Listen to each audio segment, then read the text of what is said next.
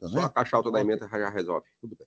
Relação civil, ação declaratória de inexistência de relação jurídica com pedido de tutela antecipada. Repetição de indébito e condenação por danos morais.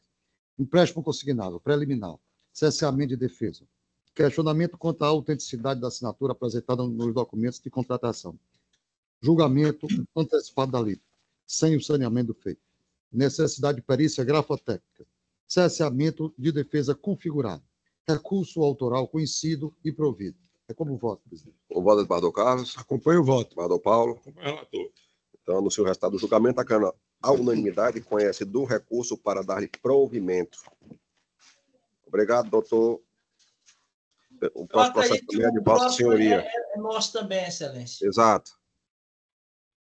É a apelação número 027-1981-60.2023, da relatoria do ministro Bardol Carlos.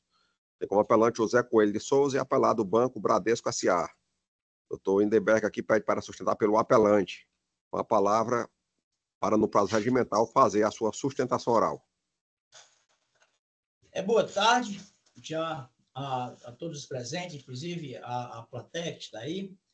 E, inicialmente, a gente quer dizer que, apesar das contas razões do requerido alegar a ausência de dialeticidade na apelação autoral, nós entendemos convictamente que isso não tem sentido, uma vez que todos os pontos julgados pelo juiz primeiro foram rebatidos de forma fundamentada e com fortes argumentos pelo autor.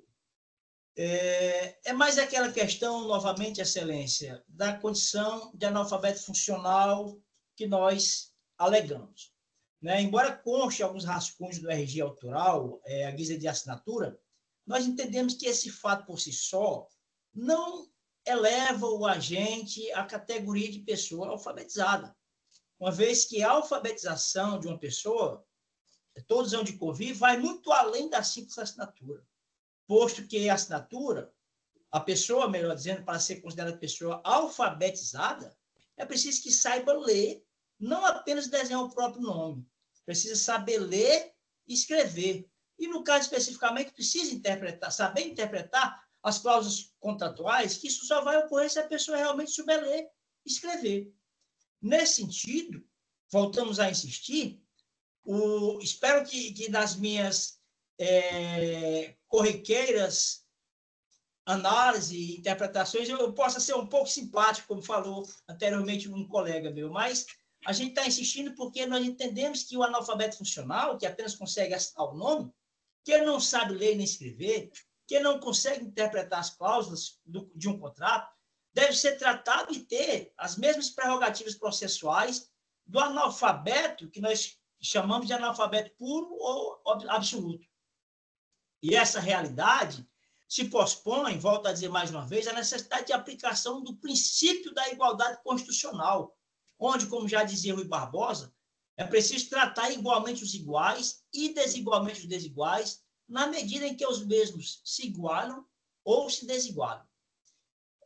Acrescento que, assim como entendimento pacífico de que, quando o consumidor alega o desconhecimento e a inexistência da relação jurídica, é imprescindível que o requerido demonstre a autenticidade da sua assinatura naquele contrato, o mesmo entendimento deve ser posposto em relação à situação em que, alegando o consumidor sua qualidade de analfabeto funcional, o contrário tem que ser demonstrado pela parte adversa, o que, obviamente, só poderá ser analisado de forma criteriosa através de um profissional habilitado, que seria o pedagogo, através da perícia pedagógica com a qual nós tantos insistimos em tantas ações.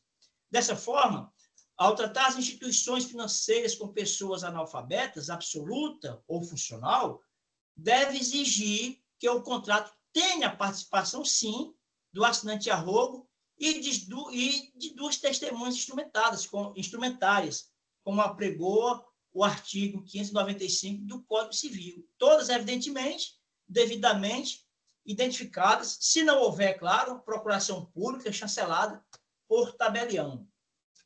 Nesse sentido, nós entendemos que, ao negar o juiz a prova pericial, que vai retratar sobre a questão de analfabetismo do autor, essa seria a forma que teria o demandado de desincumbir-se desse ônus probatório, né? Entretanto, nem o demandado desincumbiu-se de provar a condição cognitiva do autor, e o próprio juiz processante ignorou esse pleito autoral, permanecendo inerte, inclusive diante da interposição dos embargos aclaratórios. Diga-se ainda, excelências, volto a reforçar, o simples fato de constar a assinatura do agente em documento civil não o qualifica como pessoa alfabetizada. Nós não podemos ignorar isso, nós não podemos passar por cima dessa realidade. Ora, a pessoa pode muito bem assinar o nome, como ainda é prático no Brasil, infelizmente, copiando o seu documento, pescando, sem sequer conhecer a formação silábica.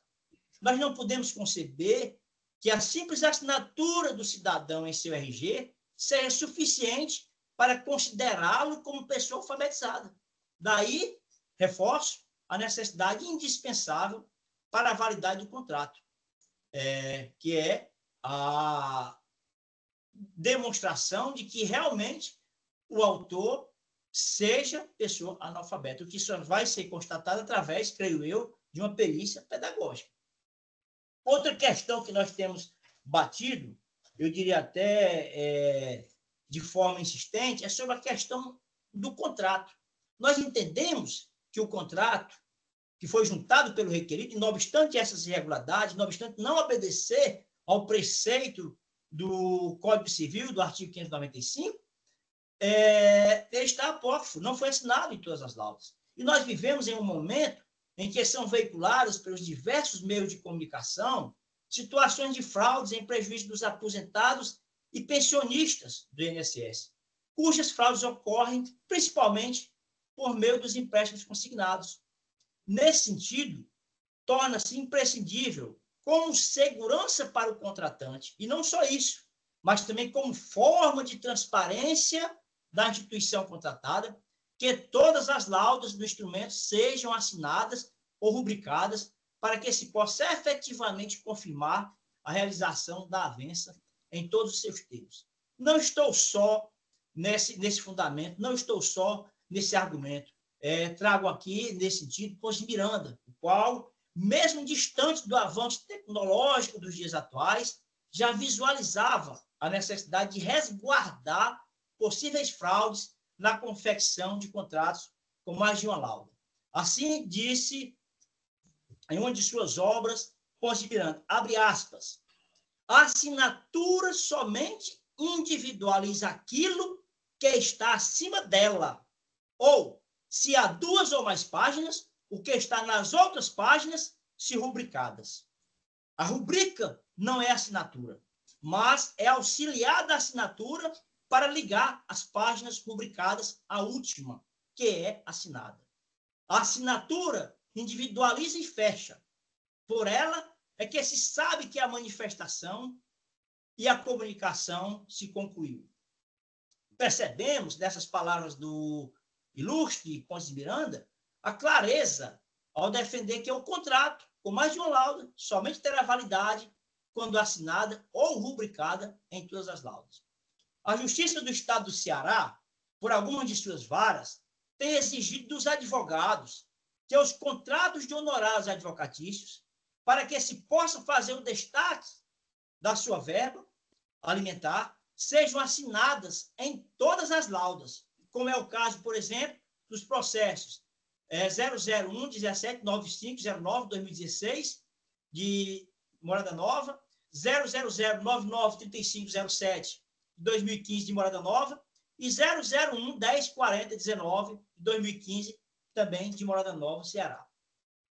Acreditamos que o contrato em debate, por não estar assinado em todas as laudas, não apresenta a segurança e a transparência que o nosso ordenamento jurídico exige, devendo ser, portanto, considerado nulo ou anulado em prol não apenas do casuístico consumidor, mas, excelências, também da própria transparência das relações consumeristas, principalmente essas questões envolvendo contratos bancários. Nesse sentido, há de se observar que nós, na nossa apelação, nós requeremos a modificação da sentença por 2 pontos principais. Primeiro, é que seja considerado o contrato nulo, tendo em vista a demonstração, ou pelo menos a arguição do autor do seu analfabetismo, o que não foi devidamente impugnado e nem contraditado de forma objetiva e clara pelo requerido. Caso entenda, Vossas Excelências, que nesse ponto a causa ainda não está amadurecida, então que seja retornado os autos para a instância inicial, para que realmente determine, que é o juízo processante do primeiro grau, ele determine a devida perícia pedagógica como meio de rechaçar esse cerceamento de defesa patente, a meu ver. E o outro ponto, eu falei 2, mas na verdade são 3, nós estamos alegando que o contrato ele está apócrifo. Está apócrifo porque não está assinado, ou pelo menos assinado na via principal e rubricado nas demais. Ora, nós sabemos, sim, Excelências, que é muito fácil manipular um contrato se ele for assinado apenas na última folha. Você muda todo o conteúdo da parte frontal e o que prevalece ali, a assinatura. Então, nós requeremos a reforma da decisão de acordo com esses argumentos e, desde já, quero agradecer a paciência de Vossas Excelências, agradecer pelo trabalho que Vossas Excelências fazem em prol da justiça e dizer que, para mim, realmente também é uma grande honra estar debatendo, estar repassando essas questões para que Vossas Excelências tomem a melhor posição, tomem a melhor decisão de acordo com a convicção e a sensibilidade de Vossas Excelências. Muito obrigado. A palavra, eminente relator. Apelação civil, empréstimo consignado, ausência de nulidade por vício de consentimento, prova regular de contratação, recurso improvido. Inicialmente, adiante que não merece ser acolhido o pedido de nulidade do contrato por vício de consentimento, sobretudo porque o documento de identidade acostado à exordial não traz informação de que se trata de pessoa analfabeta, portanto, sem comprovação. Com efeito, observa-se que dos autos que não houve por caracterizada a falha na prestação do serviço, pois o banco recorrido demonstrou na condição de fornecedor de serviço adquirido a regular contratação do empréstimo, desincumbindo do seu ônus de colacionar os folhos, a cópia do ajuste que ensejou os descontos do benefício previdenciário da recorrente, devidamente assinado pelo recorrente, a documentação fornecida quanto à celebração do instrumento, sendo disponibilizado o respectivo numerário. Desta forma, as provas carreadas comprovam que a instituição apelada agiu com necessário zelo na prestação de serviço, não havendo que se falar em fraude praticada por terceiros na perfectibilização da avença. Assim, em leitura atenta à sentença vergastada, percebe-se que o juiz acode e decidiu pela improcedência da ação de forma harmônica ao pensamento esposado por este Tribunal de Justiça. Recurso conhecido, mas improvido. É o voto, presidente. Com voto, eminente desembargador Paulo Ayrton. Eminente relator, presidente. Desembargadora Jane. O eminente relator, presidente. Se o resultado do julgamento, a Câmara, à unanimidade, conhece do recurso e nega-lhe provimento. Doutor José Lindenberg, obrigado pela presença. Excelência, eu que agradeço. Bom trabalho. Agora eu chamo a julgamento o agravo de instrumento de número 062-7890-80.2024, da relatoria da minha desembargadora. Não, tem um aqui que é da minha relatoria, pessoal advogado. É a apelação 020-3891-13.2023, processo da minha relatoria. Tem como apelante Banco BMG S.A. e apelado Antônio Pereira Bezerra. O doutor Daniel Souza pede para sustentar pelo apelado. Quando presente, doutor Daniel. Sim, excelência. Bom dia a todos. Certo. Daniel, Vossa Senhoria dispensa a leitura do relatório?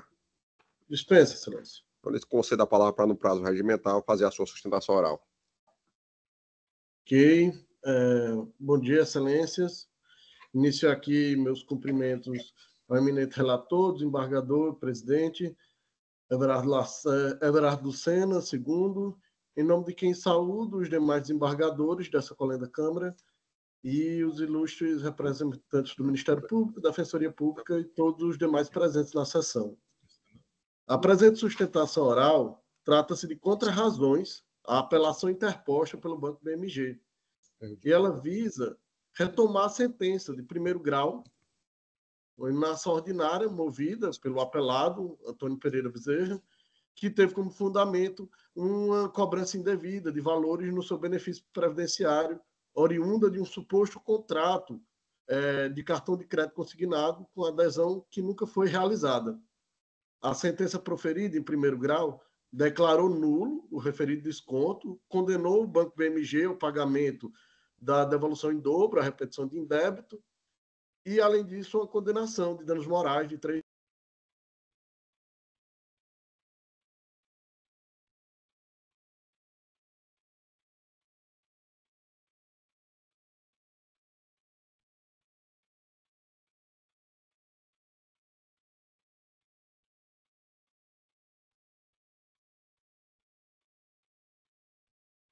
Doutor Daniel, consegue me escutar? Alô?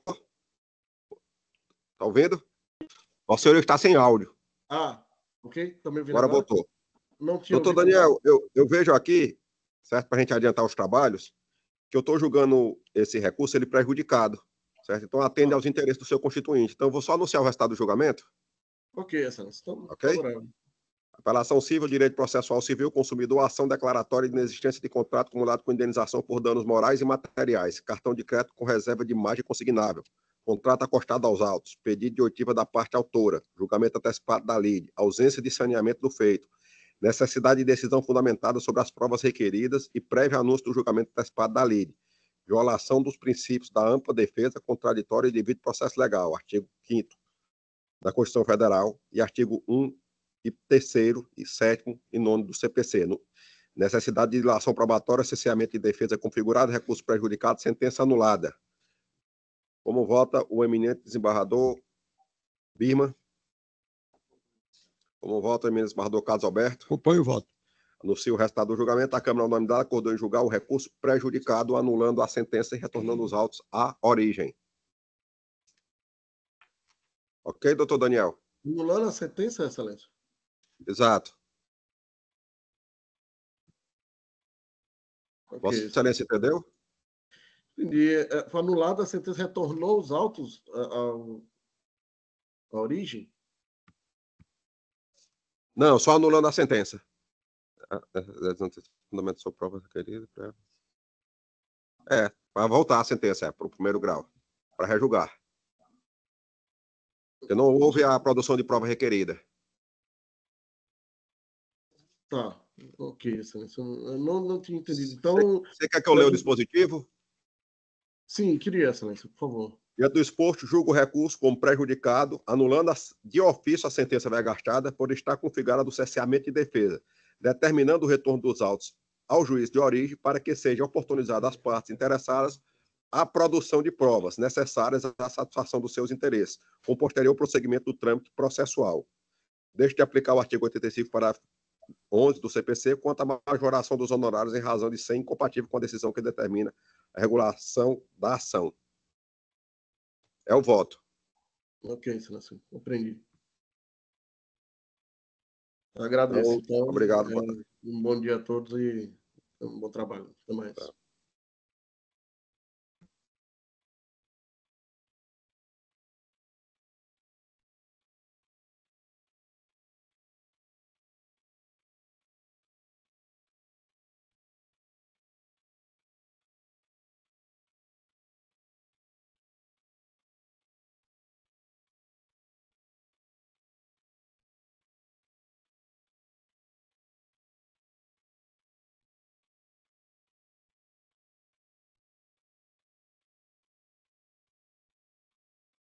Doutora Dariane Onesco pede para sustentar pela parte agravante e doutora Carla de Queiroz pela agravada. As doutoras estão presentes, a doutora Daiane já veio aqui e a doutora Carla também. Boa tarde às doutoras. Indago se Vossa Senhoria dispensa a leitura do relatório. Boa tarde, sim. Sim. Então, com a palavra, a advogada da agravante para a sustentação oral. Perfeito. Então, primeiramente, boa tarde a todos. Meus cumprimentos ao desembargador presidente, demais desembargadores que compõem a presente Câmara, desembargadora relatora, doutora Jane Ruth, membros do Ministério Público, servidores, demais colegas advogados aqui presentes, e meus cumprimentos também à doutora Carla, aqui como agravada. Pois bem, tentarei ser breve. Excelências, o pedido que justificou, né, que foi formulado com relação à tutela de urgência, foi formulado sob a equivocada premissa de que houve recusa do reparo do veículo da marca Nissan e que haveria e que a demora no reparo, né, ensejaria efetiva imediata rescisão contratual. Alguns pontos relevantes para os quais eu gostaria de chamar a atenção de Vossas Excelências, né? O primeiro deles é que, antes mesmo do ingresso da presente demanda, já havia sido disponibilizado o veículo reserva pela Nissan do Brasil até a conclusão dos reparos do veículo Frontier. E ainda que não houvesse qualquer obrigação legal ou contratual para esse fornecimento de veículo reserva até a finalização do reparo do veículo. A peça que demandava a substituição, né, o motor e os demais componentes, são peças de pouca rotatividade, o que ensejou essa eventual, né, demora na conclusão dos reparos, além da complexidade do serviço. De todo modo, o veículo objeto da lide já se encontra reparado em plenas condições de uso desde o mês de abril de 2024. E como dito, né, eventual demora na conclusão desses serviços sequer ensejaria rescisão contratual. Desse modo, o pedido de urgência já restou cessado com a disponibilização do veículo objeto da lide à parte agravada desde a data de abril, havendo a recusa imotivada da agravada em promover a sua retirada das dependências da concessionária autorizada Nissal, uma vez que o veículo, repito, encontra-se em plenas condições de uso, devidamente reparado, e jamais se tornou impróprio ao fim que se destina. Então, repito, eventual urgência já restou cessada com a disponibilização do veículo objeto da lide, que, logicamente, atende às necessidades de locomoção da parte agravada. Outro ponto que eu gostaria de salientar também, excelências, novamente, é que a pretensão final, né, da presente demanda é a rescisão contratual com a devolução dos valores pagos pelo veículo. E, nesse sentido, nada impede que a agravada promova a retirada do veículo objeto da lide e dele faça uso até o julgamento final da presente demanda, uma vez que, me repetindo aqui, né, eventual necessidade de reparo, e ainda que ultrapassado o prazo legal de 30 dias, sequer seja a automática redibição do contrato, principalmente quando o automóvel não se tornou impróprio ao uso que se destina e está apto a exercer, né, a sua finalidade, que seria a mobilidade e locomoção da parte agravada. Excelências, seriam esses os pontos, né, que eu gostaria de destacar, e peço pela reforma da decisão agravada para revogação da medida de tutela de urgência que ensejou na determinação de fornecimento de veículo reserva pela Nissan do Brasil. Obrigada. Obrigado, doutora. Com a palavra, a doutora Carla de Queiroz, pela agravada. Boa tarde a todos, eminente presidente, eminente relatora, colegas e demais autoridades presentes. Também serei breve. A questão é bem peculiar, atuo em causa própria. Eu comprei esse carro em novembro para pronta entrega, recebi só em dezembro. Quando foi em janeiro, comprei 0 km, uma Nissan Frontier. Quando foi em janeiro, já apresentou um problema de motor no painel, eu tenho prova nos autos disso. Notifiquei a concessionária, disse que era um problema simples. Em fevereiro, em viagem com minha família, eu tenho uma filha com deficiência, ficamos no meio da estrada, o carro começou a fumaçar, não tinha nem 60 dias de uso.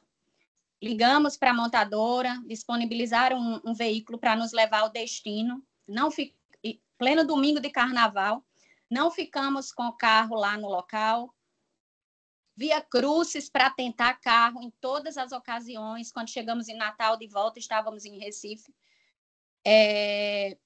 E aí ficamos com esse carro reserva, depois de muita luta. Não é um carro congênere, não é uma Frontier, estamos com uma Toro, e que não corresponde ao carro que compramos. Com 30 dias que havíamos entregue o carro, pelo Código, né, de Defesa do Consumidor, faculta a parte, se o reparo não foi feito em 30 dias, é uma faculdade minha escolher a rescisão do contrato. Provoquei a Nissan disse que não faria isso, embora o carro ainda não estivesse pronto nos 30 dias. Ato contínuo, e aí recebi uma cobrança da locadora, isso tudo está nos autos, eu tenho prova de tudo que eu falo. Tem uma cobrança da locadora desse carro reserva. Quando propus a rescisão do contrato e devolução do dinheiro, a Nissan recusou, e aí eu ajuizei a ação pedindo o carro reserva, que eu estava na iminência de perder, porque eu estava tendo que pagar o aluguel, houve uma cobrança. A premissa do ajuizamento da ação, a doutora falou que é a equivocada premissa de negativa de reparo. Não foi, a premissa não foi essa. Foi a iminente necessidade de continuar com o carro, porque eu estava tendo que pagar o aluguel, e também de rescindir o contrato, porque já tinha passado 30 dias e já tinham me dito que o carro tinha batido o motor, um carro com menos de 60 dias de uso, e custou mais de R$200 mil. E aí conseguimos a tutela e a Nissan continuou com o carro. Aí ajuizou esse agravo de instrumento com a finalidade de derrubar essa liminar, dizendo que não tem urgência, enfim. Mas o fato é que ela afirma que em abril o carro estava pronto, mas não tem prova nos autos, tanto que a relatora, né, deu a decisão monocrática justamente nesse sentido. Até o momento, excelências, não há prova nos autos desse reparo do carro em abril. E ressalte-se, mesmo que o carro estivesse pronto em abril, eu entreguei em fevereiro, tá? Então já tinha passado o prazo de 30 dias, eu já não seria mais obrigada a receber aquele carro. E aí a Nissan ajuizou o agravo em maio, dizendo que em abril estava pronto sem essa prova. Quando a relatora deu a decisão, a Nissan, com um tempo depois, notificou em julho, dizendo que o carro estava em plenas condições de uso, confessando que trocou o motor e que em julho, ressalte-se, 5 meses depois da entrega efetiva, que foi em fevereiro, disse que o carro estava reparado, o motor tinha sido trocado em plenas condições. Ato contínuo, respondi à notificação com uma contranotificação, pedindo um laudo do serviço que tinha sido feito e pedindo também que me dissessem se ele estava apto para rodar em via pública, porque se o motor foi trocado, há uma necessidade de retificar o documento. E eu acho que esse ônus não tem que ser meu, porque eu não dei causa a esse problema. E até hoje a Nissan não me respondeu, entrou com um agravo interno e juntou essa notificação, dizendo que é a prova de que o carro está em plenas condições de uso, dizendo que a prova de abril não tem, porque foi por meio de ligação, mas eu acredito que toda ligação ela pode ter um registro, um protocolo. Todas as ligações que eu fiz, eu provei e tem protocolo nos autos. Então, excelências, eu acho que é o 373. O ônus da prova cabe a quem alega, e aí não tem prova. E existe, sim, a necessidade ainda do carro reserva, porque o carro, embora eles digam que está pronto, houve uma troca de um motor. É preciso ter um laudo desse serviço que foi feito, se realmente esse carro está apto, porque o carro estava fumaçando. Eu tive medo de ele explodir conosco. Então, a gente realmente não sabe se esse carro está em plenas condições de uso, não tem laudo, nada nos autos. E, além disso, não tem prova de que ele possa rodar em via pública. Se o motor foi trocado, tem que retificar o documento. Tem que pegar uma procuração, retificar esse documento, entendeu? Não tem objeção em receber o carro provisoriamente, porém, ele tem que estar apto. Com relação à excessiva onerosidade, porque o contrato de locação é muito caro, isso é uma questão exclusiva da Nissan. É uma opção dela. Me fornecer um outro carro da montadora. A montadora tem muitos carros, eu acredito, e vai ser menos oneroso. É uma opção dela rescindir o contrato. A audiência de conciliação proposta pela magistrada de primeiro grau sequer propuseram qualquer tipo de acordo, então a tratativa é difícil, tá? Utilizando o judiciário com uma finalidade mesmo de induzir em erro, porque a gente não vê prova, não vê fundamento jurídico para esse recurso. A realidade é essa, não existe fundamento jurídico ou prova que dê aso a esse recurso, e eu acho que é justamente por isso que a eminente relatora já de pronto negou o provimento ao recurso. Então, o meu arrazoado aqui é no sentido de manter a tutela até que realmente a demanda se conclua, porque eu comprei um carro 0 quilômetro e ele bateu o motor com menos de 60 dias de uso, o reparo demorou mais de 5 meses, a Nissan quer dar a entender que são 180 dias, não são, isso é uma exceção que tem que ser acordada entre as partes, não houve esse acordo, é 30 dias. Após esses 30 dias, a lei determina que eu tenho a opção de escolha. E é uma escolha por algo muito importante. É um carro de 0 quilômetros que bateu o motor, está confessado nos autos, e ninguém sabe nem que serviço foi feito, porque não tem perícia, não tem nada. Analisou, doutora? Então, passo a palavra ao eminente relator. Obrigada, Relatora. presidente. Eu vou ler aqui a proposta de emenda. Carla Daliana Sobreira de Queiroz Oliveira ajuizou a ação de obrigação de fazer com pedido de indenização por danos materiais e morais em desfavor de Nissan Brasil, Jangada Importe Limitada e Banco RCI Brasil S.A. A promovente a relata que teria adquirido veículo 0 quilômetro de marca Nissan Frontier por cinza, grafite, chassi, eu digo aqui, no dia 30 de novembro de 2023, o qual, após 60 dias da compra, teria apresentado problema no motor, quando viajava com a família ao estado de Pernambuco.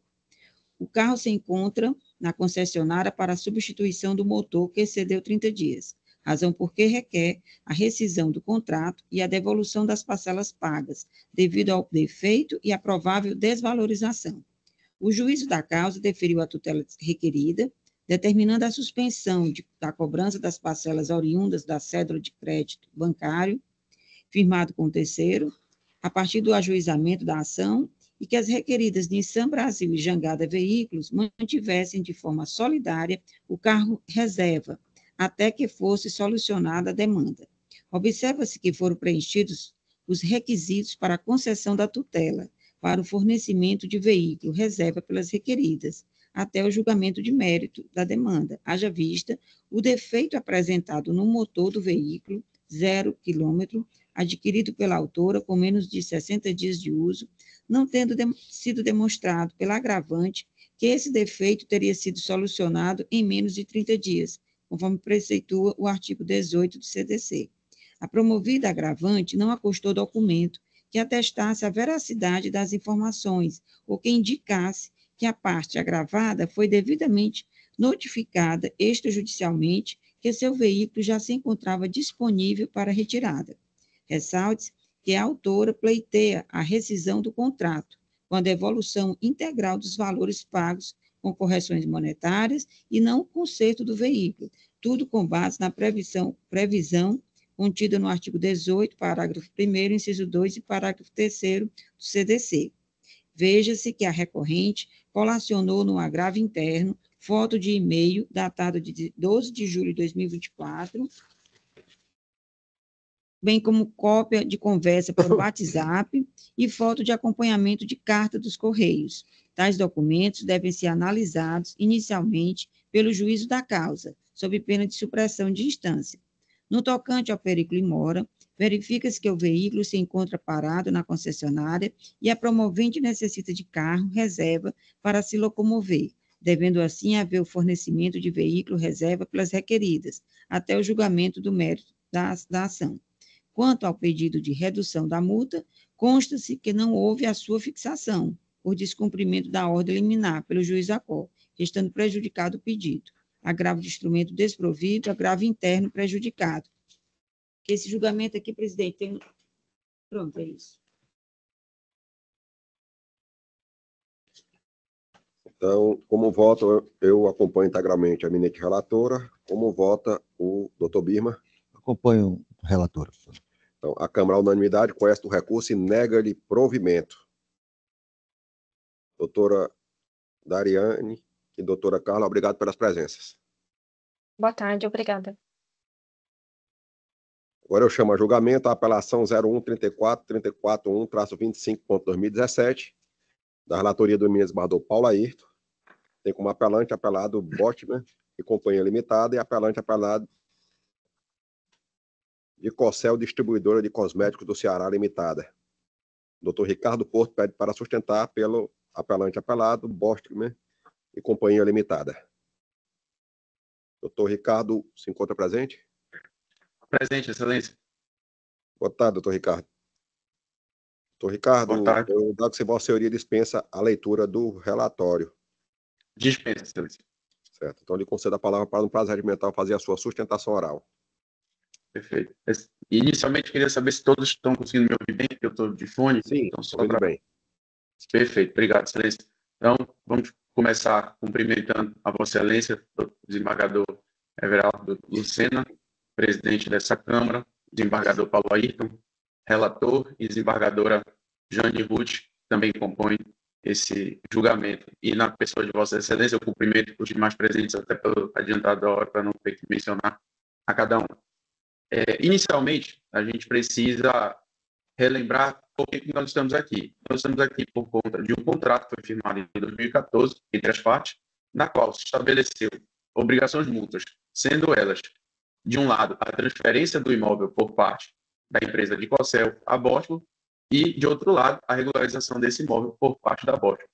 E, em sentença, e no pedido que foi ajuizado pelo autor, havia o requerimento de que fosse regularizado esse IPTU, os débitos tributários referentes ao imóvel em questão. Ocorre, Excelências, e durante o julgamento, em primeiro grau, a sentença reconheceu a obrigação de fazer o pagamento desses débitos após 30 dias de trânsito em julgado, considerando que essa condição para o pagamento dos débitos tributários estaria prevista na cláusula 3ª do contrato. Somente isso, não avaliou outras condições do contrato, seriam condicionantes. E é para esses pontos que eu gostaria de, inicialmente, chamar a atenção de Vossas Excelências. No contrato em questão, que é objeto da presente ação, de fato, a empresa Bosman assume a obrigação de regularizar esses débitos, porém, conforme a gente analisa a partir do parágrafo 2º da mesma cláusula, que seria a cláusula 3ª do contrato, esses débitos deveriam ser regularizados a partir do momento em que esse imóvel pudesse ser vendido e, a partir do recebimento desse sinal, seriam quitados os débitos tributários. Esse é o primeiro ponto. Para que isso acontecesse, deveria haver a anuência da empresa de Cossel. E, em paralelo a isso, era de conhecimento de ambos que o imóvel estava ocupado irregularmente. Inclusive, consta na cláusula 4ª do contrato. Então, veja que para que houvesse a efetiva regularização da situação, desembargadora Júlia, a gente precisaria de um passo a passo a ser cumprido. Primeiro, seria necessário a retomada da posse desse imóvel, em virtude das ações possessórias que correm no Tribunal de Justiça do Estado do Pernambuco. Seria necessário essa regularização, inclusive a sentença em primeiro grau, determinando a reintegração da posse, porém está em recurso e o recurso foi recebido foi feito suspensivo.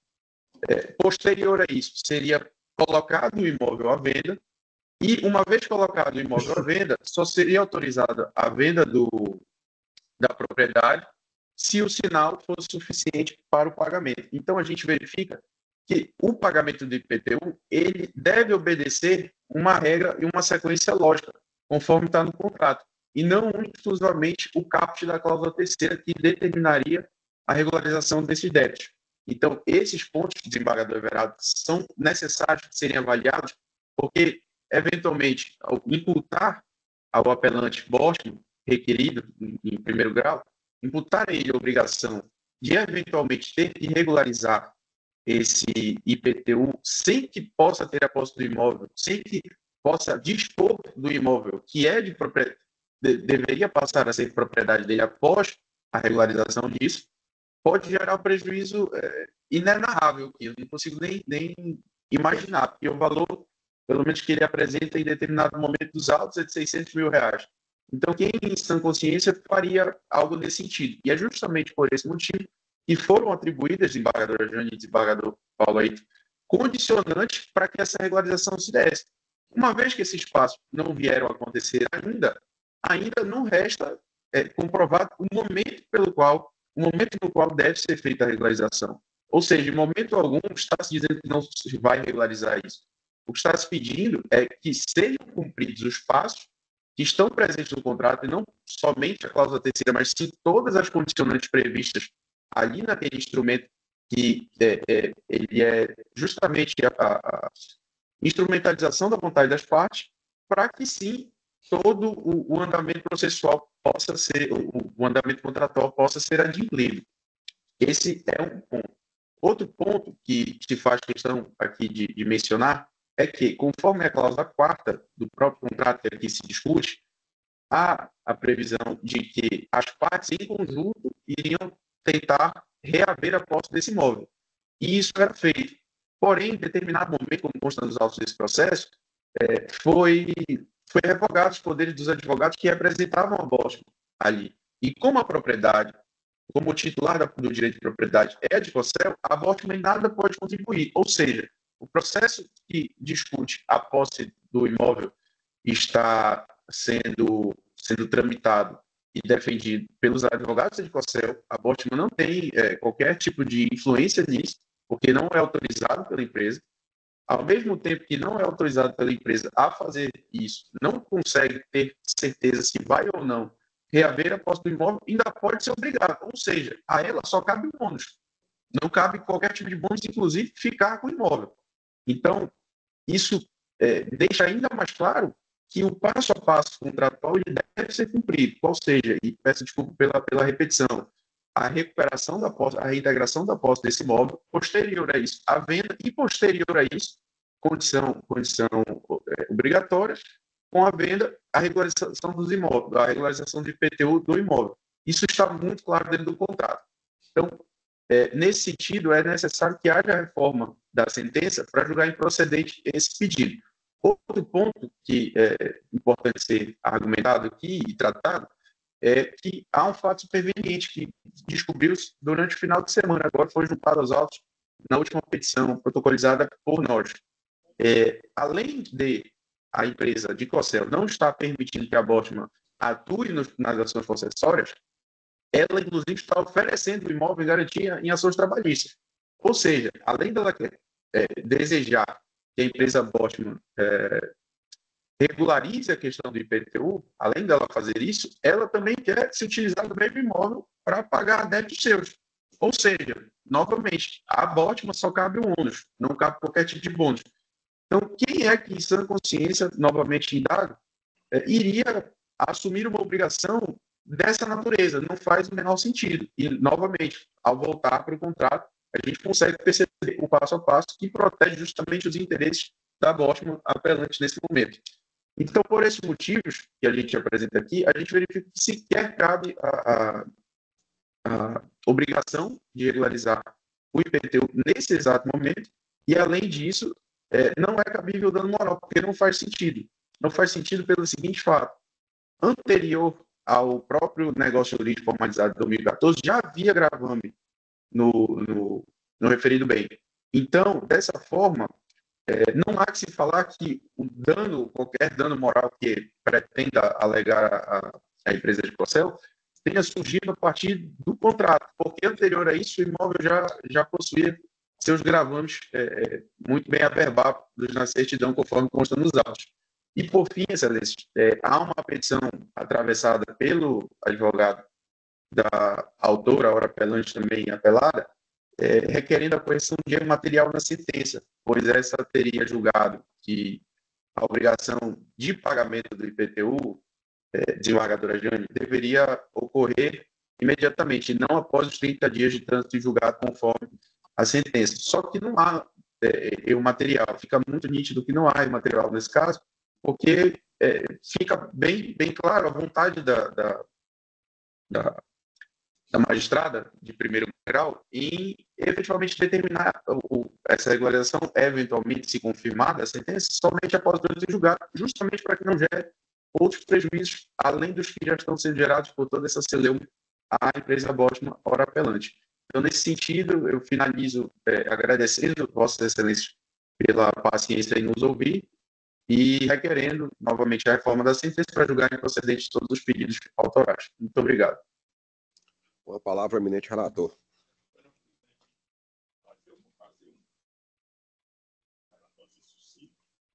Excelência, pela ordem, está sem áudio, desembargador relator. Desculpa.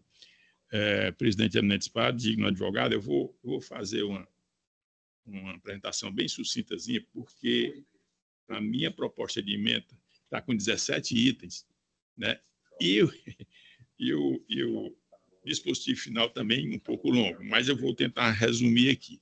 Até porque eu recebi ontem, falei com o doutor Ricardo Porto, ele alegou outra questão que não falou agora, mas eu já coloquei nesse dispositivo e vou abordar.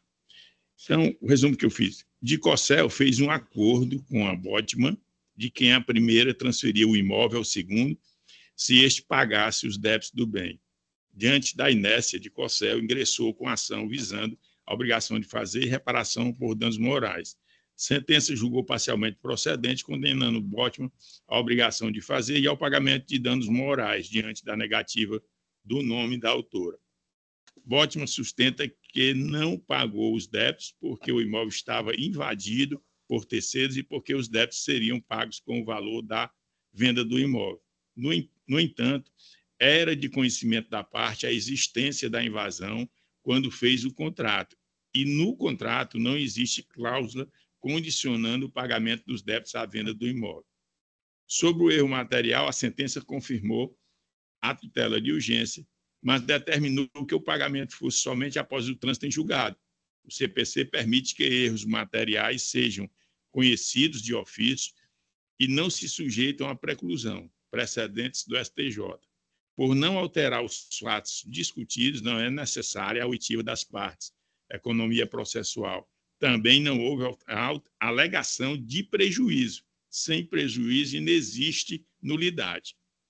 Sobre o oferecimento do imóvel com garantia pela Dicocel em ação trabalhista, esse é o ponto que o digno advogado citou ontem no meu gabinete, e aqui eu estou falando, o CPC faculta ao juízo a suspender o processo.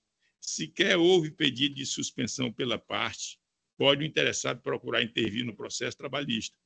Defendendo seus interesses, não cabe a condenação por litigância de má-fé por ato praticado em outro processo, pois não se pode verificar corretamente a responsabilidade da parte sob pena de correr bis e idem. Na questão da reclamação, caberia, se fosse o caso, uma reclamação, se houvesse divergências, se o processo deveria correr aqui ou na Justiça do Trabalho, cabe reclamação ao nosso órgão especial e não a alegação antes do processo. É um processo que é meta 2, que passou muito tempo no gabinete, que eu já recebi esse acervo, e na hora de se pautar o processo, vai se pedir para tirar o processo de pauta. E eu, se não for justificadamente, não faço isso. Eu dei essas explicações com relação à condição da ação trabalhista existente, de que a Dicocel teria dado em garantia o mesmo imóvel, mas são jurisdições distintas. Eu não vou depender do julgamento do meu processo aqui, inclusive meta 2, esperando que a ação trabalhista lá transcorra antes ou depois. São independentes. Então, com relação a essa questão, noticio de que a empresa de Dicocel está oferecendo o imóvel objeto da lide em garantia nos autos número tal, em trâmite perante a vara única do trabalho de Crateús, Ceará. Quanto à litigância de má-fé, não cabe condenar a parte contrária por ato praticado em outro processo, pois é necessário se verificar em que contexto se deu o ato, a fim de se apurar a responsabilidade do litigante, e sob pena de cometer bis e idem. O feito citado não se trata de questão prejudicial a este processo. Do contrário, este processo poderia, em tese, ser prejudicial à demanda trabalhista. E ainda que se tratasse de questão prejudicial, é faculdade do juiz em suspender o feito, depender do julgamento de outra causa. sequer houve pedido de suspensão, a fim de que o efeito aguardasse o deslinde da questão trabalhista. Nada impede de que a parte interessada busque buscar ingressar no processo trabalhista, a fim de expor suas razões na defesa de seus interesses. Então, eu acho que, se houver alguma dúvida, eu passo para a leitura do 17 da emenda, mas eu acho que deveria uma melhor explicação essa questão da ação trabalhista. Embora ele não tenha tocado aqui, mas foi no meu gabinete falar sobre isso. Conheço das apelações impostas e a julgo desprovidas. Em razão do erro material, modifica... Isso é o dispositivo final, presidente. Em razão do erro material, modifica a sentença para confirmando a tutela de urgência, determinar que a Brotman e Companhia Limitada, no prazo de 30 dias a contar da intimação desta decisão, proceda ao pagamento dos débitos do bem, constituídos a partir de 26 de janeiro de 1988, caso já não tenha feito, a fim de que, quitada a dívida, de Corsel transfira a propriedade do imóvel a ele ou à pessoa indicada por ele nos termos do contrato. Quanto aos danos morais, a correção monetária é devida a partir do arbitramento, nos moldes da súmula 362 do STJ, e os juros de mora, conforme entendimento simulado pelo STJ, súmula 54, desde o evento danoso. Considerando a sucumbência recíproca, condena a Brotman e Companhia Limitada ao pagamento de honorários advocatícios no percentual de 15% sobre o valor da condenação. E de Oceld, distribuidora de cosméticos do Ceará, Limitada, ao pagamento de honorários advocatícios no percentual de 10% sobre o valor da condenação, conforme o artigo 85, parágrafo 2º, 1º, 2º e 11 do CPC. Entendimento fixado pelo STJ no julgamento do tema repetitivo, 1059, aspas, a majoração dos honorários de sucumbência prevista no artigo 85, parágrafo 11 do CPC pressupõe que o recurso tenha sido integralmente desprovido ou não conhecido pelo tribunal, monocraticamente ou pelo órgão colegiado competente. Não se aplica o artigo 85, parágrafo 11 do CPC, em caso de provimento total ou parcial do recurso, ainda que mínima a alteração do resultado do julgamento, ou limitada com sectários da condenação, fecha aspas, mantendo a proporção de 70% para a parte promovida e 30% para a parte promovente ao pagamento das custas nos termos do artigo 86 do CPC. Acho que isso já seja necessário, mas se for preciso, eu passo para a totalidade da discussão da emenda. É como voto, presidente eminente Spades. Como voto a eminente desembargadora Jane Ruth? Acompanhando o relator, presidente. Eu também acompanho o eminente relator, olhei esse voto antes, na votação provisória, e acompanho integralmente. Anuncio o resultado do julgamento. A Câmara, à unanimidade, conhece do recurso e nega-lhe provimento. Erro material corrigido. Doutor Ricardo, obrigado pela presença. Seja muito bem-vindo sempre. Eu que agradeço, Excelência. Bom dia, bom trabalho para Vossa Excelência. Agora eu chamo a julgamento o agravo de instrumento 062-5174-80.2024. Processo da relatoria do eminente desembargador Carlos Alberto tem como agravante a Apivida Assistência Médica S.A. e agravado Rico Roberto Viana Santos. Doutora Gislane Alves pede para sustentar pelo agravante. Doutora Gislane se encontra presente? Se encontra Sim, presente? Excelência, só um minuto que eu estou só ligando a câmera aqui, tá? Pois não. Um segundo.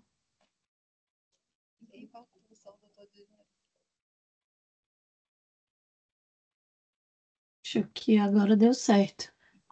Vocês me veem, me escutam? Sim, com Pronto, certeza. agora deu certo. Doutora Gislane, Vossa Senhoria dispensa a leitura do relatório? Sim, Excelência. Então, com a palavra para a sua sustentação no prazo regimental. Esse processo eu vou tentar ser o mais breve possível, até para, com respeito aos trabalhos que já vêm sendo feitos durante toda a manhã. É um agravo de instrumento que foi interposto pela empresa Apivida, e eu vou só rebater um ponto principal desse agravo, que é o ponto nodal desse nosso agravo de instrumento, que é o fato do não cumprimento da carência contratual pelo autor. o que é que acontece? No presente caso, o autor ingressou com a ação requerendo a realização do procedimento cirúrgico de gastroplastia vertical, né, a cirurgia bariátrica, e foi deferida em sede de tutela antecipada que fosse autorizado o custeio imediato da realização da cirurgia, sob pena de multa a ser aplicada em caso de descumprimento. O que é que acontece no presente caso? O autor, ele não cumpriu a carência conforme demonstrado em sede de agravo, a carência contratual, que é uma carência que este tem ciência no ato da contratação do plano de saúde. Então, esse agravo de instrumento, ele gira somente em torno disso, do não cumprimento dessa carência e da não urgência do procedimento, da descaracterização de urgência desse procedimento que faça ser deferido a tutela de urgência, né? Haja vista que o autor, ele ingressou ele contratou o plano de saúde, e isso aí é um ponto, eu acho, que vale ser atentado por Vossas Excelências, que ele contratou o plano de saúde no mês 3 e 160 para ser mais preciso, vou dizer aqui ao certo quantos dias, salvo engano, com 163 dias, ele já requereu a cirurgia. Então, fica nítido que tanto a condição autoral já existia, né? Porque em 163 dias não se atinge um quadro de obesidade, como é o quadro do autor, bem como que esse sequer respeitou o primeiro prazo de carência estabelecido, que é o prazo de 180 dias, determinado quando do ato da contratação para procedimentos de alta complexidade, como é o caso dessa cirurgia, né? Enfim, em resumo, o agravo de instrumento ele tenta ser bem direto nessa questão de que não houve esse respeito do autor que requereu a cirurgia antes do cumprimento de uma carência que ele tinha ciência e que ele fez a concordância dessa quando do ato da contratação do plano. Em resumo, Excelências, é isso que nós sustentamos, requerendo a reversão dessa medida liminar deferida, para que seja a operadora desobrigada ao custeio dessa cirurgia de forma liminar, né, em sede de tutela, e que se aguarde o deslinde do processo para que haja realmente toda a análise probatória para que se verifique se o autor realmente dispõe ou não do direito de custear, de requerer esse custeio pela operadora da cirurgia de gastroplastia. É isso que nós requeremos, Excelências. Muito bem. Só fazer aqui uma pequena ressalva relativamente à questão de urgência em relação a período de carência. É absolutamente previsto em lei a possibilidade da dispensa desse prazo de carência. Prazo de carência 180 dias, 163 dias, e o perigo aqui é de AVC, infarto e trombose, por conta disso. Então, a medida foi tomada nesse sentido. Agravo de instrumento, ação de obrigação de fazer, cirurgia bariátrica, caráter de emergência. Nós não temos aqui, inclusive, dado esse direito à cirurgia bariátrica e a questão estética posterior, a não ser que haja risco de morte. Haja risco de morte ou danos irreparáveis. Tipo, aqui já falamos aqui, aquela história daqueles aventais de pele que ficam em cima, que produzem ascárias, que produzem cânceres e etc, etc, etc. Então, nesses casos, sim. Nos outros casos, quando são eminentemente estéticos, não. No caso aqui, caráter de urgência, impossibilidade de exigência de prazo de carência e recurso desprovido. Compulsando os autos, observa-se que os argumentos e os documentos colacionados não permitem formular um juízo de probabilidade acerca do direito alegado pelo agravante. Isto porque a vida configura direito essencial, assegurado pela Carta Magna no seu artigo 5º caput. Estando em risco de perecimento, como no caso em tela, nada mais apropriado do que uma medida que a salvaguarde, mesmo que não seja possível o afastamento das vicissitudes típicas da natureza humana. Pela análise do contexto probatório, verifica-se as folhas 24 e 26 dos autos de origem que o laudo médico recomenda a realização de cirurgia em caráter de urgência ante o risco de infarto, AVC e trombose. Assim, apesar da validade da cláusula que estipula a carência temporária com o cumprimento de algumas condições, as intervenções de emergência não podem ser excluídas da cobertura do plano, conforme previsto no artigo 35C da Lei 9656 de 98. Logo, atendidas as exigências legais, há evidente obrigatoriedade de cobertura de tratamento demandado, uma vez que o caso é grave e existe, inclusive, risco de morte para o segurado. Recurso que eu conheço, mas nego-lhe provimento. É o voto, presidente. Com o relator. Vota a desembargadora Jane. Com o relator, presidente. Então, anuncio o resultado do julgamento. A Câmara, à unanimidade, conhece do recurso e nega-lhe provimento. Doutora Gislane, obrigado pela presença. Eu que agradeço, excelências. Obrigado, boa tarde. Finalizados os processos com pedidos de sustentações orais, vamos agora ao pedido de preferência, o único restante, que é o embargo de declaração 0111-883.43.2019.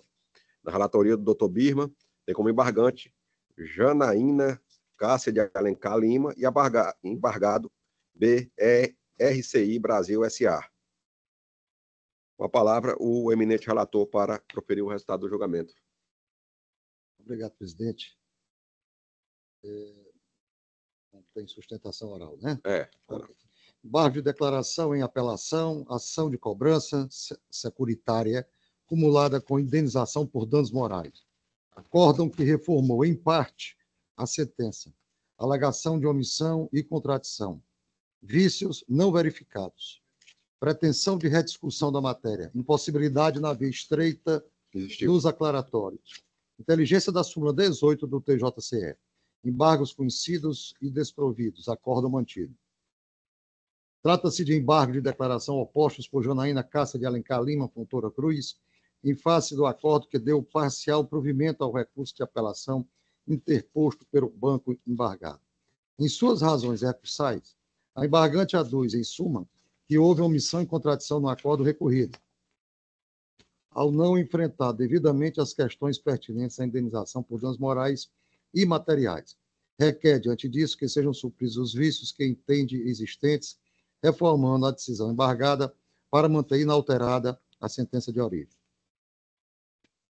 Ocorrendo as hipóteses elencadas pelo artigo 1022 do Código de Processo Civil, cabe à parte, sentindo-se prejudicada, opor embargo de declaração, a fim de sanar as omissões, contradições, obscuridades ou erros materiais da decisão, sendo possível a atribuição de efeitos infringentes apenas quando a correção desses vícios implique a alteração das premissas do julgado.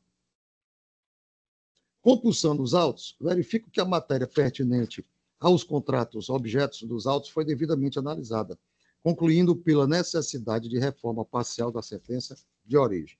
Ou seja, não há contradição ou mesmo omissão no acordo embargado, que justifique sua correção por meio do presente recurso, mas mera resignação quanto ao resultado do julgamento, o que é inviável de discussão na via dos aclaratórios. A propósito, é entendimento pacífico do Superior Tribunal de Justiça que o magistrado não é obrigado a responder a todas as alegações das partes se já tiver encontrado motivo suficiente para fundamentar a decisão. É obrigado a se ater aos fundamentos por elas indicados. A pretensão do embargante não é propriamente a correção de vício, mas a modificação da conclusão da decisão embargada, mediante revisão dos seus fundamentos, o que é incompatível com a natureza dos embargos. Declaração a termo da súmula 18 desse egresso tribunal, aspas, são devidos os embargos de declaração que tem por única finalidade o reexame da controvérsia jurídica já apreciada, fecha aspas. Embargos conhecidos e desprovidos. É como voto, presidente. Como voto, o emite desembargador Carlos Alberto. Acompanho o voto, presidente. Como voto, o desembargador Paulo Ayrton. Presidente, em sede de embargo de declaração, é muito complicado, e até porque já verificado que não houve omissão nem contradição. Recebi a doutora Janaína, mas é impossível a gente fazer qualquer ilação a respeito da omissão e da contradição não ocorrida, né? Não tem como, eu acompanho o relator. Então, anuncio o resultado do julgamento. A Câmara, à unanimidade, conhece do recurso para negar-lhe provimento. Tá, doutora Janaína? Finalizados os processos com pedido de preferência, temos 2 processos com pedido de vistas. Eu vou só inverter aqui para conversar pelo número 2, desembargador Paulo Ayrton, que eu estou acompanhando Vossa Excelência. Certo? Então, só algumas... Na sessão e data, na mesma sessão e data, iniciou-se o julgamento da apelação 0155-2008-39.2017,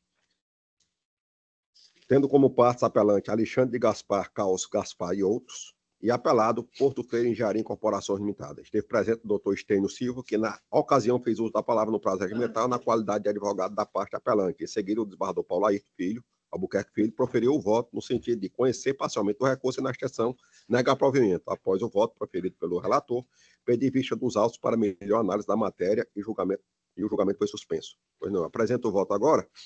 E a minha dúvida, desembargador Paulo Ayrton, era aquela que eu conversei com Vossa Excelência, se o novo contrato que transferiu a obrigação de empreendimento e unidade previa cláusula de 180 dias para o atraso da obra. E eu vi aqui que no contrato, nesse novo contrato, no campo 8, diz de forma expressa, certo? Que além do prazo 31 de março de 2017, com tolerância de 180 dias. Então, não tenho que se questionar nesse aspecto. O que foi contratado foi isso, certo? De forma bem expressa. Por mais que o advogado tenha colocado aqui que esse prazo, ele se cedeu, porque é do primeiro contrato, mas de forma expressa está previsto no segundo contrato. Não tem como ser diferente. Então, eu acompanho integralmente Vossa Excelência e anuncio o resultado do julgamento. A Câmara, à unanimidade, conhece parcialmente o recurso e, na extensão, nega-lhe provimento. Só bem rapidinho, você está acompanhando, mas eu fui a fundo depois do processo. Tem uma declaração da própria parte, ele era autônomo.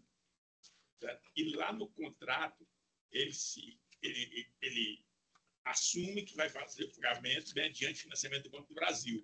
Não sei qual o número, não, mas anotei, está anotado aqui direito. E ele declara, na folha 46, que não tem condições de assumir o financiamento pelo valor que consta que recebe hoje pelo trabalho dele, mas que até o final iria garantir o financiamento. Eu penso, pelo que tem na declaração, que ele não conseguiu renda para o financiamento, e aí foi mais fácil ver a questão do prazo do contrato. Sem falar que aqui ele entrega ainda dentro do prazo de 180 dias. Isso, Ele entregou o habites. 5 anos, 5 meses. Se o habites for entregue, pressupõe que a obra está entregue. Exatamente. A prefeitura não dá o habites se a obra não está pronta. Então, mesmo assim, ele entregou dentro do prazo de 180 dias. Agora vamos ao outro processo com pedido de vista.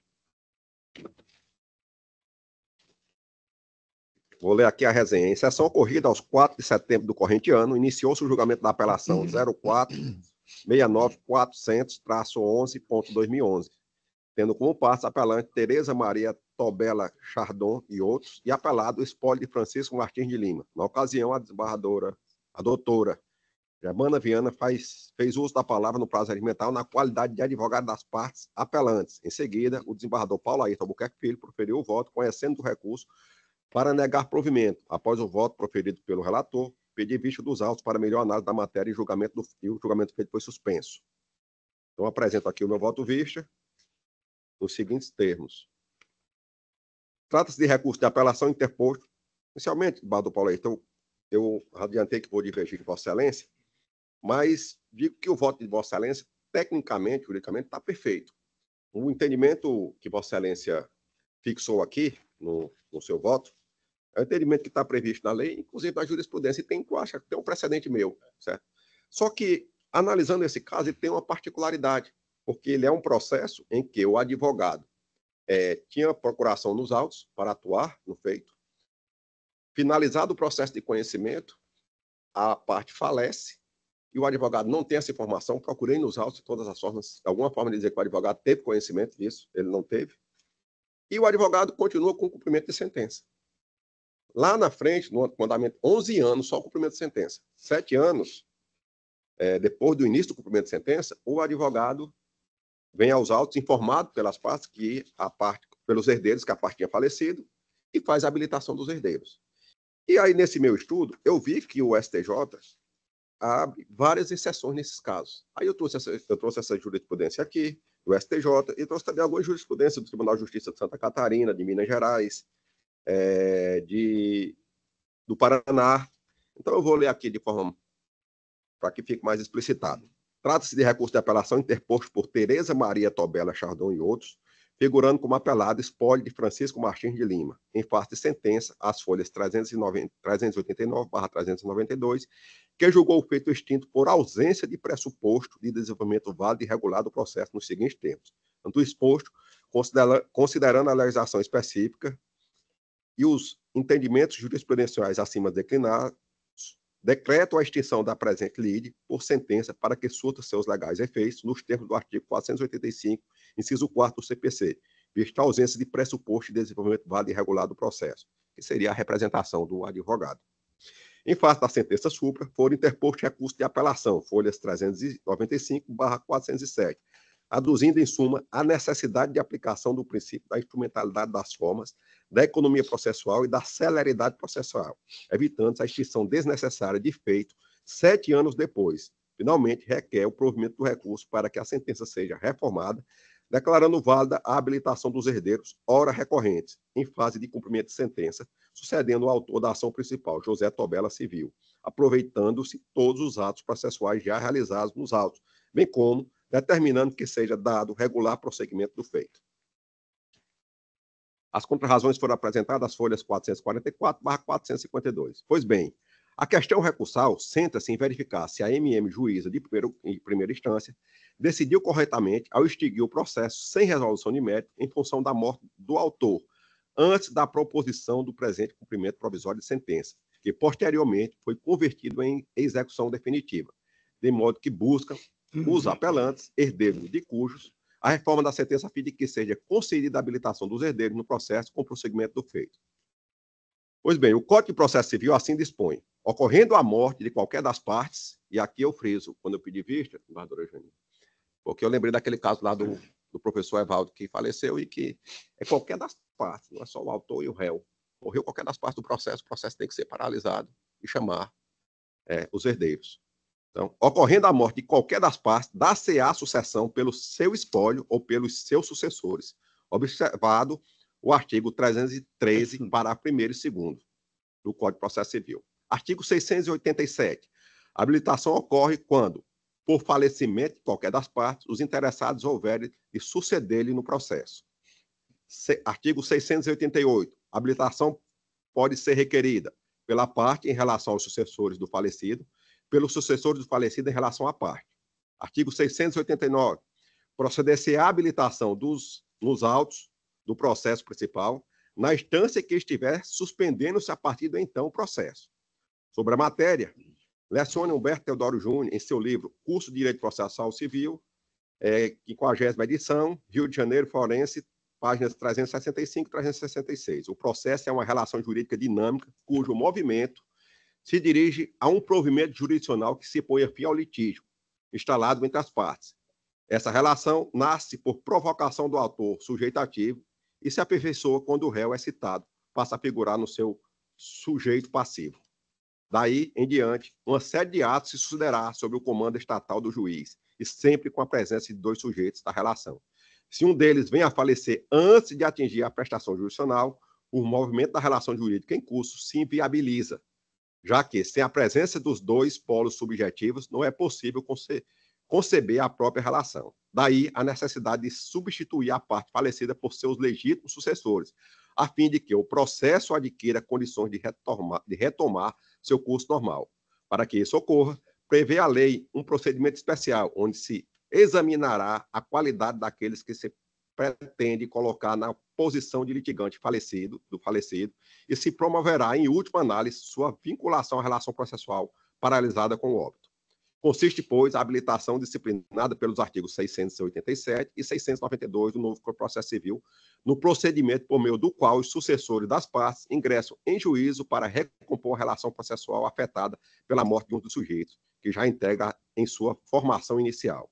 A respeito do tema, há que se distinguir entre as ações personalíssimas e as ações não personalíssimas. As primeiras são aquelas em que envolvem direitos intransmissíveis aos herdeiros da parte. As últimas referem-se à grande maioria dos direitos subjetivos, principalmente no campo do direito às obrigações. A regra geral é a transmissibilidade causa-morte dos débitos e créditos. Código Civil, artigo 1784 e 1792. A substituição da parte falecida nas causas sobre direitos transmissíveis pode ser feita pelos sucessores pessoalmente ou pelo espólio, quando representado por inventário não dativo, artigo 75, inciso 7, parágrafo 1º do CPC. Enquanto não se defere a habilitação e deste o momento em que o óbito da parte seja noticiado no feito primitivo, o processo ficará suspenso por força do disposto do artigo 313, parágrafo 1º, sendo vedada a prática de novos atos, salvo aqueles previstos no artigo 314, ou seja, os atos urgentes destinados a evitar dano irreparável. Ademais, destaca-se que não há prazo específico para os sucessores pleitear a habilitação, conforme o entendimento do Colégio Superior do Tribunal de Justiça. E aqui eu cito uma jurisprudência do ministro Roque Fernandes, que ele diz: administrativo, recurso especial, execução, falecimento do exequente, habilitação de herdeiros, prazo, inexistência de previsão legal, prescrição, não ocorrência.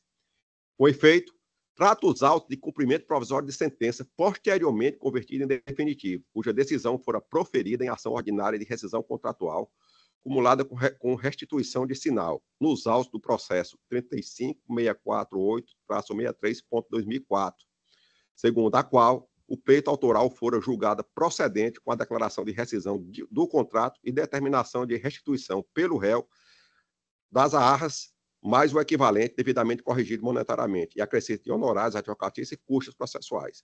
O presente cumprimento provisório de sentença foi ajuizado em 7 de 4 de 2011, no momento de José Tobela Civil, no nome de José Tobela Civil, por advogado cuja procuração foi otorgada em 20 de 8 de 2002, folhas 33. Todavia, na data em que propôs o cumprimento provisório, o autor já havia falecido, cujo óbito ocorreu em 19 de 7 de 2006.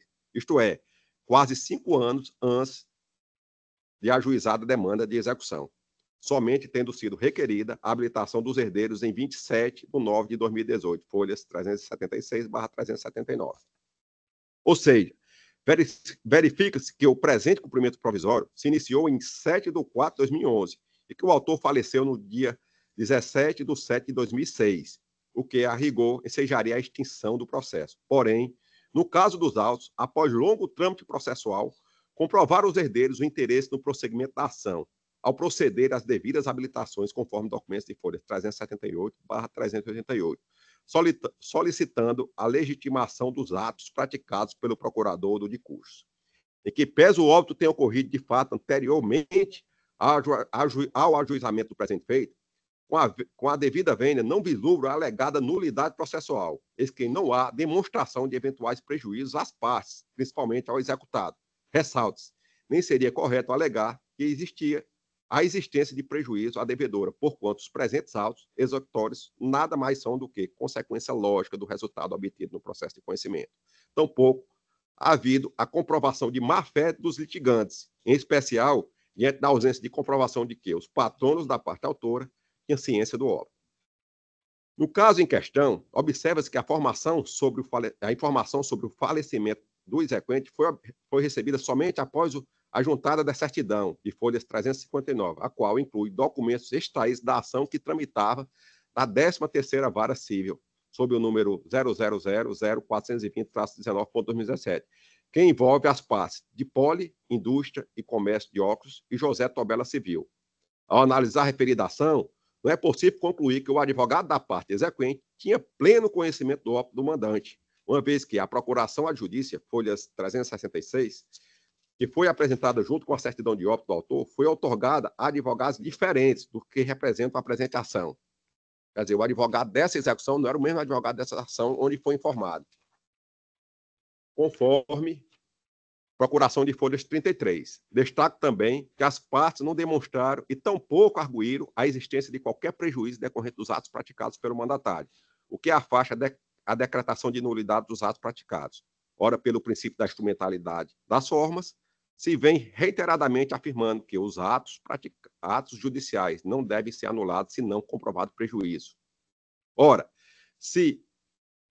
em observância ao princípio supra e à celeridade processual, a extinção do processo de execução sem resolução do mérito por nulidade absoluta não se revela razoável, eis que a demanda já tramita por um considerável lapso temporal, estando em fase avançada de resolução, de modo que é plenamente possível a convalidação dos atos processuais praticados. É mesmo certo que o mandato conferido poderes ao advogado para representar a parte em juízo extingue-se com a morte do mandante. Entretanto, com base no artigo 689 do Código Civil, tem-se o entendimento de que são válidos os atos praticados pelo mandatário após a morte do mandante, na hipótese de desconhecimento do fato, e notadamente quando ausente a má-fé. Veja-se, são válidos a respeito dos contratantes de boa-fé os atos com estes ajustados em nome do mandante pelo mandatário, enquanto este ignorar a morte daquele ou a extinção do mandato, por qualquer outra causa.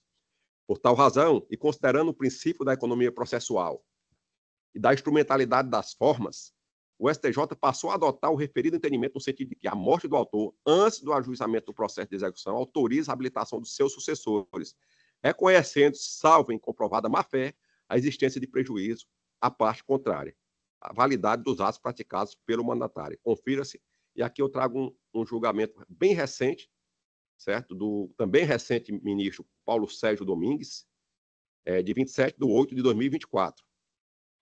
Diz o ministro, vou ler aqui só um trecho. Em caso, a Corte ACO concluiu não ser o caso de extinção da execução proposta, e aqui é o caso de execução, em regime de substituição processual, em nome do servidor falecido, no curso da ação de conhecimento, porquanto promovida a competente habilitação dos herdeiros e não ter havido prejuízo da parte adversa. A parte adversa. O STJ possui o entendimento de que a morte do autor anteriormente à propositura da demanda de conhecimento é fato jurídico relevante para declarar a inexistência do processo judicial em relação a ele, porquanto a relação processual não se angularizou.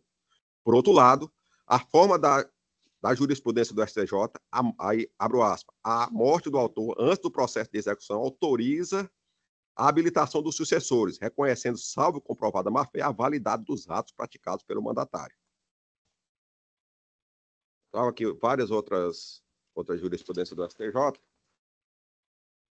Tem uma aqui, ação ordinária, execução de sentença, Departamento de Edificações e Estradas de Rodagem do Estado de Minas Gerais, falecimento do autor antes de propositura do feito executivo, habilitação dos sucessores, possibilidade de ausência de prejuízo aos litigantes ou má-fé, instrumentalidade das formas, aproveitamento dos atos processuais, recurso não provido. Portanto, diante da referida evolução dos atos processuais, vislumbra-se que o processo tem para uma extinção com o cumprimento de sua finalidade primordial, qual seja a efetividade da tutela jurisdicional, caso em que os atos devam ser convalidados ante a ausência de prejuízo. De se notar que maior prejuízo adviria do reconhecimento da referida nulidade, com a anulação de todo um procedimento judicial realizado, reitere-se, que ocorre há cerca de 13 anos, com observância do devido processo legal, inclusive com a existência de penhora de bens, quando a questão pode ser resolvida com a habilitação dos sucessores, o que já ocorreu nos autos de execução.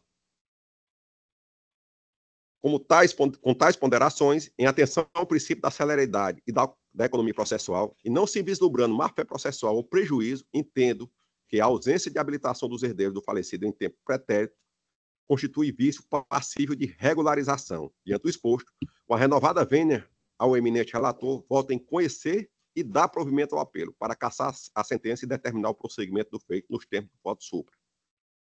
E mais uma vez aqui, nobres pares, eu chamo a atenção para a nossa experiência, principalmente para a gente que vem do quinto. Eu vivenciei na minha época de advocacia um caso muito similar. O cliente, na época, doente, o tempo todo dizia que ia morrer, que não ia ver o fim desse processo. E ocorreu isso, ele morreu e não viu o fim desse processo. Só o processo de execução aqui tem 13 anos que tramita na justiça.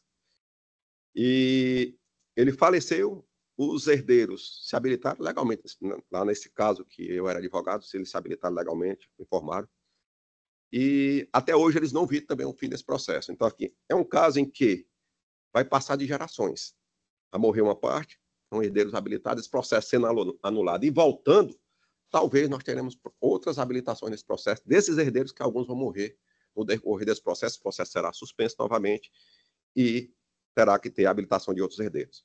Então, em homenagem à celeridade processual, à efetividade que nós, operadores do direito, julgadores, temos que entregar ao jurisdicionado, e não verificando nenhuma nulidade, nenhuma prejudicialidade, nenhuma má-fé nesse caso, eu voto no sentido de reformar a sentença para que essa execução, agora definitiva, possa tomar o seu curso e que as partes que não viram o seu, no caso aqui, pai, receber esse recurso dessa rescisão contratual, possa eles receberem dentro de um prazo razoável, já que se passa, como eu disse, 13 anos. Então, esse é o meu voto. Coloco a apreciação e antes eu passo a palavra ao eminente relator. Presidente, eu ouvi atentamente tudo que Vossa Excelência falou e vou precisar refletir um pouco mais, né? Então, eu vou pedir vista do processo para examinar melhor também. Né? Podendo refluir ou não sei ainda. Nesse momento, eu não sei, mas acho que precisa ser revisto de alguma forma, entendeu? Uma precaução maior. Por se tratar do segundo pedido de vista, a vista será coletiva, conforme o novo regimento. Então, finalizados os processos com pedidos de vista... Presidente, mesmo com o relator? Mesmo com o relator? Mesmo com o relator é vista. Eu sim, mas é coletivo? É coletivo. Mesmo com o relator? Mesmo com o relator. Já quando trouxer o voto, todo mundo já volta, né? O segundo pedido de vista, mesmo com o relator, é coletivo. Porque senão o relator poderia pedir vista assim, reiteradas vezes. Só voltará depois das suas férias. Então, finalizados, processo pedido de vistas. Nós temos aqui uma quantidade considerável de processos retirados de pauta, de processos retirados de mesa. Então, todos os processos colocados em pauta de julgamento e não votados serão considerados em ata como adiados ou retirados de pauta, conforme vai constar em ata de julgamento. Todos os demais processos pautados para esta sessão que foram julgados por votos provisórios, agora são considerados definitivos por unanimidade, de acordo com os votos dos eminentes relatores, com exceção dos processos retirados de mesa e de pauta. Como estamos com horário bastante avançado, hoje nós não teremos as considerações finais, com muita fome. Então, eu declaro encerrada, a não ser que alguém queira se pronunciar, declaro encerrada a presente sessão.